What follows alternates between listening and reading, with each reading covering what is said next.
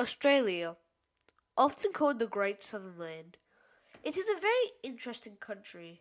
It has a vast history from when it was first founded by the Dutch in 1606 and to the day when the British arrived on January the 26th, 1788. The early settlers then started to explore Australia and found interesting things, all the way to the Second Industrial Revolution, then for the fight for racial equality, to the Third Industrial Revolution, and space exploration. But there was one event that stands out to the rest: the Australian Gold Rush. First, we need to know what people were involved in the gold rush. There were four different types of people. There were convicts who did crime in Britain, and then they were sent to Australia to do harsh labour for a period of time. Then we have the British government and also the Australian government. They made major decisions for Australia. Then we have the Aboriginal people, who were the original owners of the land and were the first people on Australian soil. At last we have free settlers. Free settlers were the people who came to Australia on their own decision, or they are ex-convicts. This animation is mostly on free settlers though. On the 15th of February 1823, some major finds of gold were found by J. McBrien. When he went to the authorities to show them or sell the gold, they said to keep your mouth shut. They didn't want any rumors of gold being spread because the population was mostly made up of convicts and ex-convicts. And also they didn't want any trouble from them. But soon the attitude changed in 1849 when the California gold rush happened, and then they saw all the riches it brought to America and labor that Australia desperately needed. Soon the government offered a £10,000 cash offer, or in today's money in Australian dollars, $1.7 million, to anyone who could find a gold deposit big enough to mine. Soon a man called Edward Hargraves was returning from the California gold rush fields. He was one of the many thousands of people trying to find gold. In 1851, February, Edward Hargraves found gold in NSW. This started the beginning of the gold rush. Then soon after, the NSW colony announced gold was found on May the 12th. Also soon gold was found in other colonies, but it was mainly NSW and Victoria that had the biggest finds. Soon many people from far and wide rushed into Australia to try to find gold. Many people came, but they were mainly Chinese, American, Poles, and Germans. Yes, the ones that drink beer all day. The Germans, Poles, and Americans were the same as the British when it came to mining, but the Chinese, they were different. They had thousands of years to learn how to dig gold. They first landed in NSW, but not that much gold was there. Most of it was in Victoria, so they travelled all the way to Victoria. The Chinese were very organized because they travelled in groups. Some of them would be mining, others would be doing laundry, and others would be farming and cooking. On the other hand, the white people were all alone. They would mine, clean, and garden on the same day. The Chinese had smarter ways of finding gold as well. After the British government and the white people then got jealous.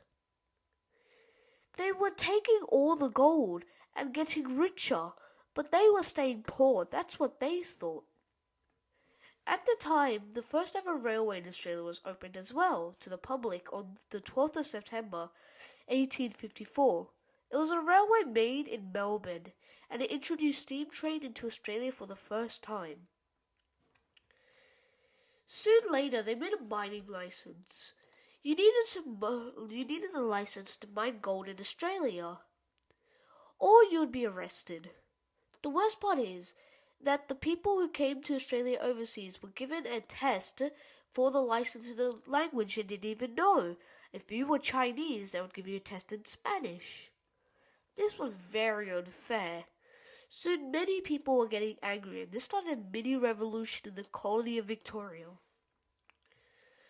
There was unfair rules placed by the government in the colonies of Australia. Soon, on the 17th of October 1854, at the Eureka mine near Ballarat had a very big protest. 5,000 miners burned their licenses and created a stockade of gold. They even raised their own flag. They wanted the licenses and the racism against miners to stop. Afterwards, authorities came to stop the uprising and they had a big fight. 28 people were killed. To be precise, 22 miners and 6 soldiers died.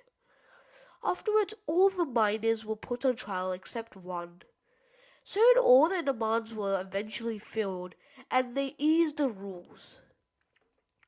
Also, new ways of finding gold in Australia were used. Instead of going to riverbanks to find gold, they dug holes in the ground to get to caves. Only a lucky few were able to get rich this way though. During this time, Australia was selling gold left and right. They were bringing an embarrassment of riches and boosting the economy.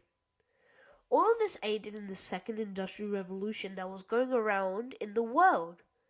Australia didn't have any great or talented scientists or engineers, so most of the things were imported mainly from America and Britain. Australia had many machines that processed food and flour. The gears would spin around with the power of steam to cut herbs and other plants apart, making them into thin cuts of flour. Also, other tools like cutters were made by gear spinning with steam and cutting wood. It took years of training to cut wood straight. But then with these machines, a peasant or a regular citizen could cut anything after seeing someone cut something with the machines. Eventually, Australia had their first ever railway developed, as I mentioned before, on the 12th of September 1854. Many trains were also introduced. Also, many people used trains to transport gold and other goods. Australia also got electricity. In 1893, the gold rush officially ended, marking the end of an era. And in 1901, Australia wasn't made up of colonies anymore. It was one big happy country. 1,100,000 kilograms of gold was found during the gold rush. Melbourne also became the richest city in the world. The gold rush skyrocketed Australia's economy faster than a Formula One racing car. The gold rush has shaped the world as we know today. Thank you for listening. I appreciate it, and I hope you have a wonderful day.